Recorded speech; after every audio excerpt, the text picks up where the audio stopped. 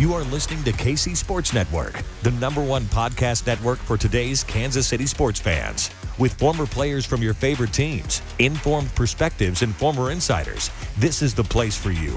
KC Sports Network is proudly presented by Emprise Bank, your partner in possible.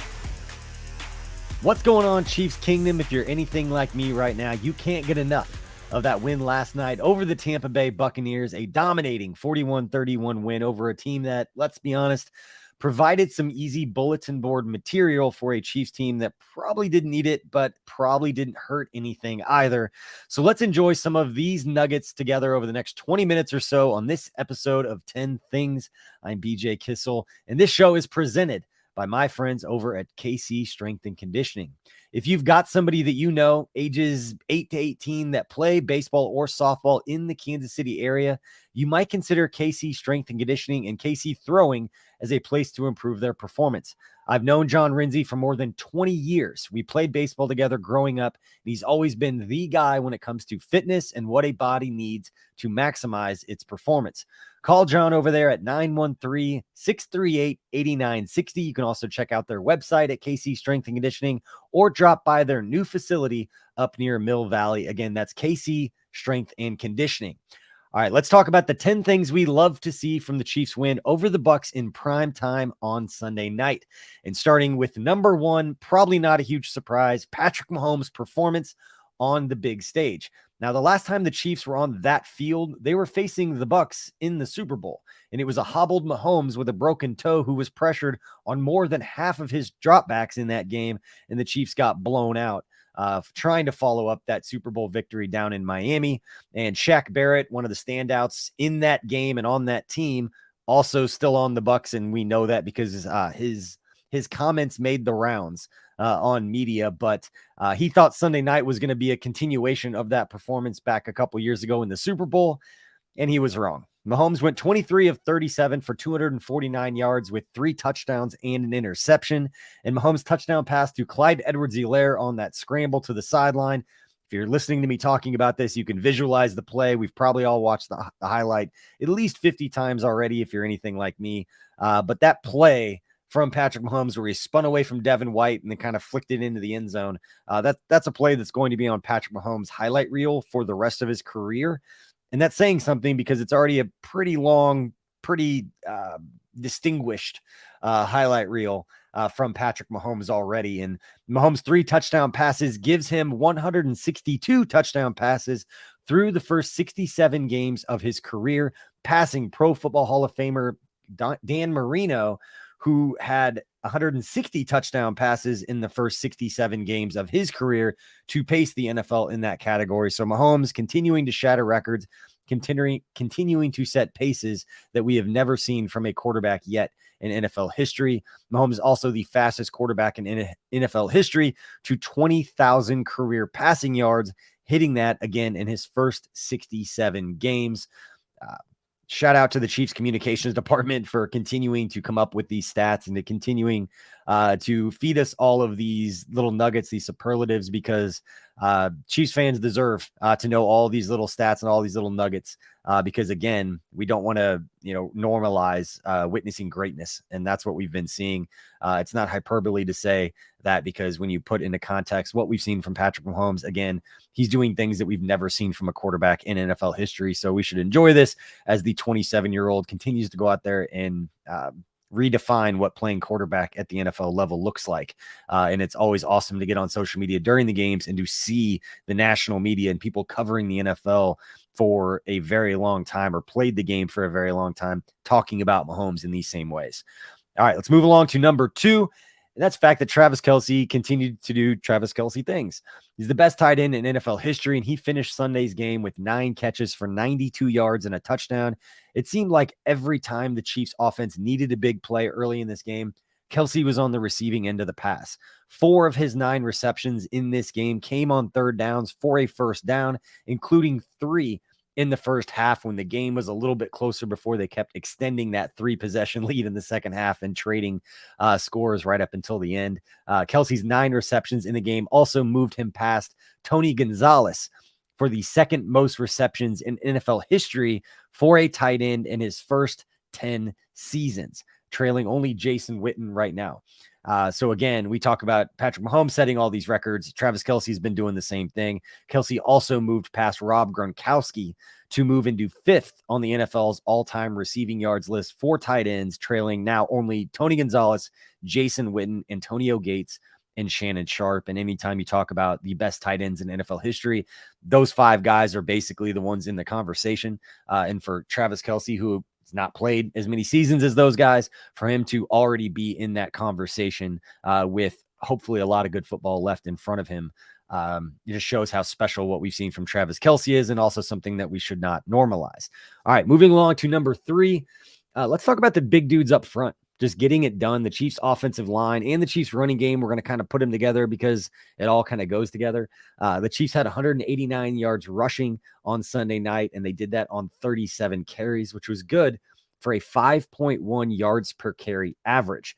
The Bucs hadn't given up that many rushing yards since 2018, 4 years since the Bucs had given up at least 189 yards rushing on the ground. And, for the Chiefs, they're coming off a game last week against the Colts, where the Chiefs offensive line, struggled in that game to get the running game going. We talked about it at KC Sports Network all week. Running backs against the Colts, 18 carries for 31 yards. That was against the Colts defense. Now they went up against the Bucs, number 1 defense in the NFL, absolutely dominating opponents because of the strength of that front. And the Chiefs went out again, 189 yards rushing on 37 carries, averaging more than 5 yards per carry.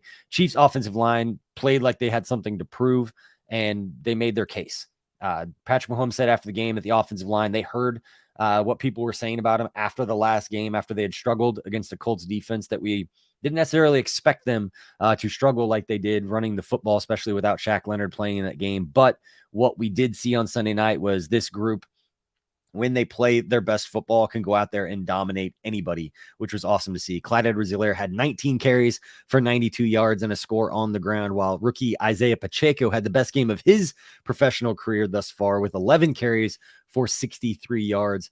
Clyde also had a career high, or also had a receiving touchdown on that play from Patrick Mahomes that we talked about. And, he had Clyde Edwards-Helaire had a career high of 6 touchdowns last season. Through 4 games in 2022, Clyde already has 5 touchdowns. And it was awesome to watch both he and Isaiah Pacheco last night. And honestly, even with the receivers, when they were getting the ball, they were running angry. It started with the tone up front set by the offensive line. Those big dudes were moving other big dudes out of the way and creating some space. And then once they got that space, those running backs, those wide receivers, whoever the ball in their hands, they were running downhill. They were running hard. They were running through contact, and they were always falling forward.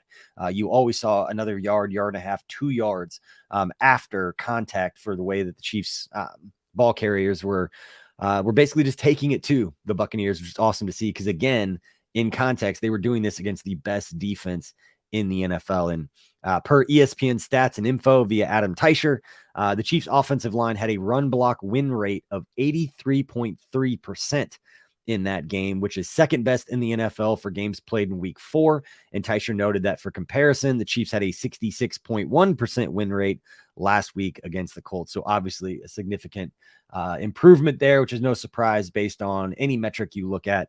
It was great to see the Chiefs offensive line, particularly Andrew Wiley on the right side at right tackle, just having a phenomenal performance, really being physical, moving guys out of the way, and having a great overall performance. All right, let's move along to number 4.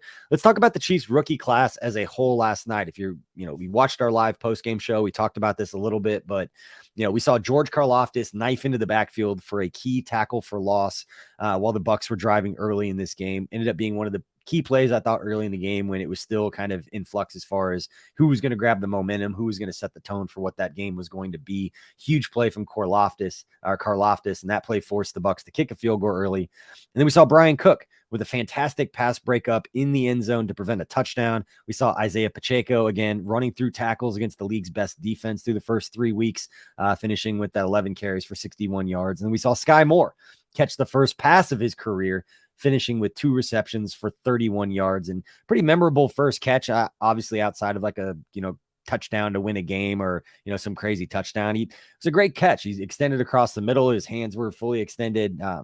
Something great to see from a rookie who didn't seem like the game was too big for him under the lights against that opponent. Overall, just a fantastic performance from the Chiefs rookies, and ones that, as I mentioned, I talked about on the post-game show last night. I think it'll pay dividends for this group moving forward, because by the time you get to the end of the season, with as many snaps as these rookies are playing, you're not really going to see them as rookies because of how much experience they're going to get. And to go face that Bucs team and Tom Brady on the road in prime time with all the hoopla, everything going on, that's one of those games that those rookies are going to remember. Not only did they play and get that experience, they played and got that experience and played well and got that experience. I think that's going to be huge for those guys moving forward. All right, before we get to number 5, let's take a quick word from Trade Coffee. Listen, I'm not one of those people who drinks a lot of coffee, but my wife does. And I couldn't tell you exactly what makes a good cup taste so good. All I know is when we get our coffee from Trade Coffee, it's great. The coffee we get from Trade is so good, I can't believe how much we like what they picked for us. Their team actually worked with us to create our own custom collection, which is great because my wife drinks coffee every single day. I drink it when I really need a pick-me-up. But if you're like us and you want your coffee to taste like it was made exactly for what you like, go and check out our collection at Trade. And if what we got isn't up your alley, don't worry about it. Trade will have whatever it is that you want. You can shop their most popular coffees by roast or flavor profile, or you can take their coffee quiz and get expertly matched with coffees you'll love. That's what we did. So if you want to support small businesses and brew the best cup of coffee you've ever made at home, it's time to try Trade Coffee. Right now, Trade is offering our listeners a total of $30 off your first order plus free shipping at drinktrade.com/KCSN. That's drinktrade.com/KCSN for $30 off your subscription to the best coffees in the country. I'm guessing there's a lot of coffee being consumed in Chiefs Kingdom right now after that late primetime game last night, in which a lot of us were probably celebrating. And then that Monday morning alarm probably came a little earlier than expected. All right, now to number 5. It was the first game in which the Bucs defense had allowed 40 or more points to their opponent since a 40-34 loss at Seattle on November 3rd, 2019, almost 3 years ago. In fact, the Bucs had only allowed 27 points all season through their first 3 games, facing the Cowboys, the Saints, and the Packers. That was the Dak Prescott Cowboys, the Jameis Winston Saints, and the Aaron Rodgers Packers. And the Chiefs scored more than that. Again, 27 points in the first 3 games total. The Chiefs have 28 points in the first half. Also, through the first 4 games, the Chiefs have had 9 different players score a touchdown, which is the most in the AFC and tied with the NFL lead with the undefeated Philadelphia Eagles. Now, I know they talked about it on the broadcast last night, a lot being talked about as far as Tyreek Hill no longer being on the Chiefs and all the explosive plays. And yet, the Chiefs are still explosive. They have the number 2 scoring offense in the NFL right now, averaging over 32 points per game, trailing only, and kind of surprising, to be honest with you, the Detroit Lions. They're the highest scoring offense in the NFL right now. And for the Chiefs, they might not be doing it the same way with the huge chunk plays that we saw with Tyreek Hill, but as we saw from last night, going up against, again, the number 1 defense in the NFL, Chiefs had no problem moving the ball, no problem picking up chunk plays, doing it in a different way, but still as lethal and as dangerous as ever, which is awesome to see for the Chiefs. All right, now let's move along to the defense now with number 6. And let's start with the play that I thought changed the game, or at least defined the game in a way. It was right after one of the few hiccups for the Chiefs offense in that game on Sunday night was when Clyde Edwards-Helaire dropped that 4th down pass that seemed like it probably would have been a touchdown. I mean, you never know, but he had a lot of room in front of him on that 4th down and just kind of got caught handcuffed with his hands. Wasn't able to bring it in, but I thought that play in the moment was going to, or really could provide the Bucs a lot of momentum or just a break, because the Chiefs offense was rolling at that point. The score was 21-10. Who knows what's going to happen? You give Tom Brady a little bit of room. He goes down there, puts up another score, and then all of a sudden you're only up 4 points. But on the Bucs' first offensive play after Clyde Edwards-Helaire dropped that 4th down pass, L'Jarius Sneed came on a blitz off the edge and was able to sack and force the ball out of Tom Brady's hands. And then it was scooped up by Chris Jones to give the ball right back to the Chiefs offense. And then it was 6 plays later that Noah Gray ran it in from the 1-yard line on a fun little red zone or goal to go play where Patrick Mahomes in shotgun, Noah Gray basically runs like he's running in motion to set on either side of the tackles or either side of the formation and basically just runs right up, takes the snap from center and runs it in for a touchdown. It was his second career touchdown. But going back, credit to Steve Spagnuolo, the Chiefs defensive coordinator, and the defense overall on that one play for just responding when they were called upon. Again, that could have, switched the momentum a little bit. I know I felt in that moment, it was like, man, I trust the defense, but if you're going to give him a little bit of room, a little bit of space, that him being Tom Brady, he's the kind of player that we've seen throughout his Hall of Fame, best to ever do it career, that you give him opportunities like that, he generally takes advantage of them. So it was awesome to Steve Spagnuolo stay aggressive and go and get right after Tom Brady and force that ball and give it back to the Chiefs offense. And L'Jarius Sneed, he finished the night on Sunday, leading the team in tackles with 9, recorded 1 sack, and obviously the 1 forced fumble that we were just talking about. But one cool nugget here from Chiefs communications is that L'Jarius Sneed actually leads all NFL quarterbacks in sacks since entering the league in 2020. We have a blossoming star on our hands. And I know if you were watching the live postgame show last night, Matty Lane called him one of the 10 best cornerbacks in the entire NFL right now, talking about L'Jarius Sneed. Awesome to see him develop and what he's meant to the Chiefs defense through the first 4 weeks, and particularly what he meant to the group last night. All right, now to number 7. The Chiefs set a franchise record for fewest rushing attempts allowed in a game, with the Buccaneers only attempting 6 rushes all of Sunday night. Now, the Chiefs defense on those 6 rushes allowed just 3 total rushing yards, tying for the fewest rushing yards allowed in a single game in franchise history. I'm going to say it again, just so you're listening. You're like, did he say that right? 3 yards rushing. That's it. That's the number. Leonard Fournette himself had 3 carries for -3 yards in the game. So you listening or watching this show, whether you're sitting at home watching on YouTube or you're driving in your car, out for a walk, wherever you are, you had more rushing yards last night than Leonard Fournette. Stole that from Kent Swanson. He talked about it on the postgame show, but I thought it was funny and I thought I'd bring it up. But yeah, the Bucs 6 carries for 3 yards. And we thought the performance for the Chiefs offensive line and the Chiefs running game against the Colts with 18 carries for 31 yards wasn't great. 6 carries for 3 yards is worse. So shout out Chiefs defense for shutting it down. I think they attempted 52 passes to 6 rushing attempts. Some of that could be Todd Bowles and the Byron Leftwich and the Bucs coaching staff seeing what Patrick Mahomes and the Chiefs offense were doing very early. And you could pretty much tell from the moment they stepped on the field that, these guys were locked in. It was a little bit different. And maybe they felt that running the ball wasn't going to be anything they were going to have success with. You never know. Not sure it's going to be anything they tell us as far as what the game plan was going into that game. But shout out to the Chiefs defense for shutting down the running game on the few times they attempted to run the ball. And then obviously shout out to the Chiefs offense for, demonstrating something that obviously made the Bucs feel like they were just going to have to throw the ball the entire time. They were trailing, but even early in the game, not running the ball at all. All right, moving along to number 8. Credit the Chiefs' new kicker, Matthew Wright, who was signed just this week after Harrison Butker couldn't play because he's still dealing with that ankle injury suffered in the first game of the season.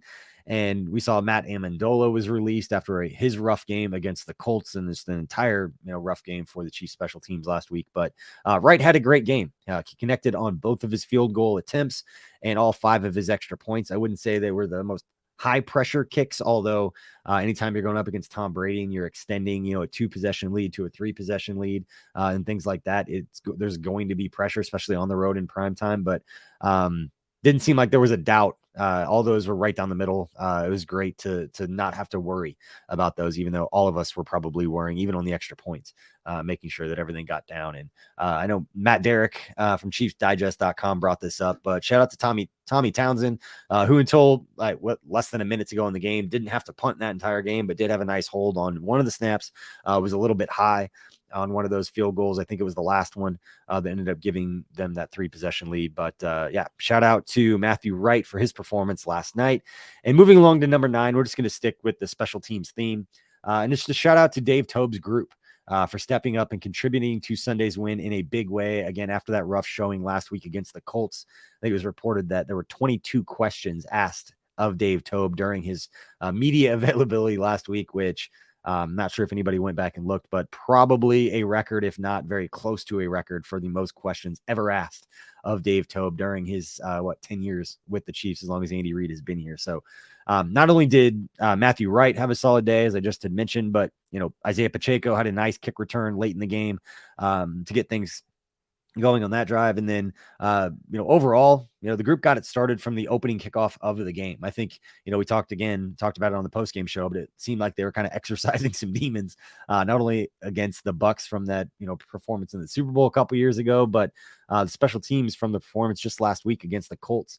Also on the road where, the opening kickoff, Chris Lamons was able to go down, force the fumble of the kick returner. And then Elijah Lee, who's had an interesting couple of weeks bouncing back from getting released, signed to the practice squad, called up. Although I'm guessing that he has somewhat of an idea of what's going to happen when those things kind of go down. But shout out to the Chiefs special teams unit that really set the tone from the very beginning of the game. And it was a great sign knowing how they performed last week to have them come out and play that way. It was just awesome to see.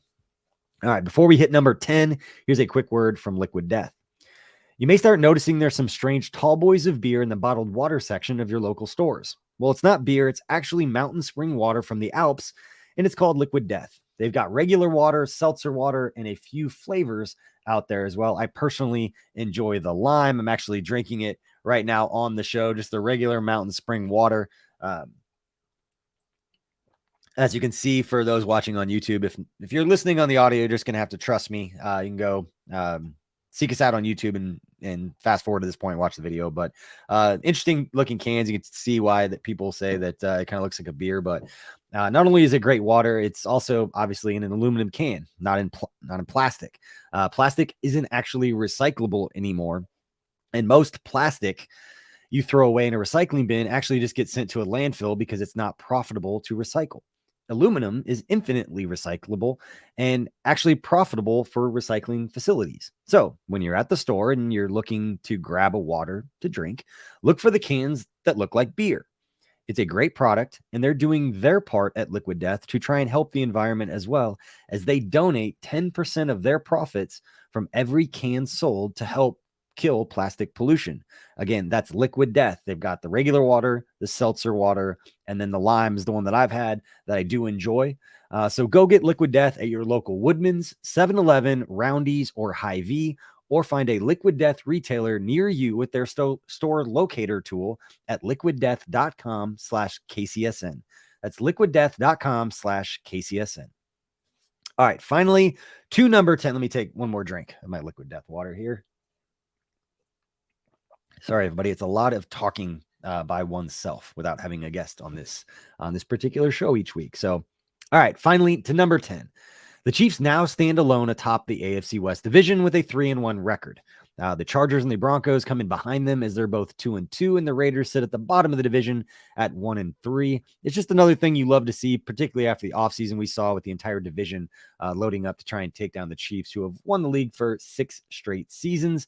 Now, we know the Chiefs and Raiders will meet at Arrowhead Stadium next Monday night in a primetime AFC West showdown, and we'll have you covered every step of the way here at KC Sports Network. If you're wondering why I'm bringing this up as the number 10 thing, it's not necessarily about this particular game, but when you watch the games around the division, it was kind of nice to see. I don't know who you're rooting for when the Broncos and the Raiders play. I always root for whoever has the worst record to try to knock the next person down, and that's what happened.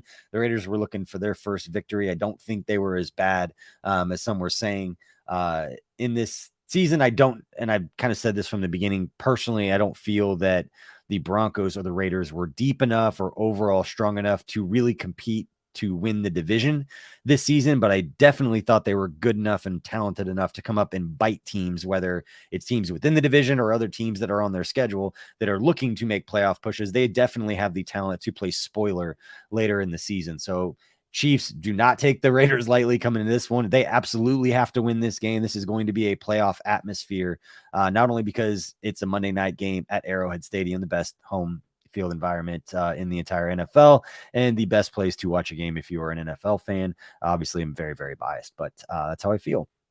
But not only is going to be that, anytime you get those two teams together, it's going to be a showdown. But the Raiders at 1-3, they do not want to go to 1-4. We've seen all the stats. We've been watching some of the broadcasts. The percentage of making the playoffs for teams that start 1-3 is like 10%. And you start 1-4, it drops even lower than that. So they don't need those stats to know that going to 1-4 is going to make it very difficult for them. But the Chiefs cannot take this team lightly. Not saying that's what they necessarily did against the Colts. We were not there. We do not know. But the Colts are not as good a football team as the Tampa Bay Buccaneers.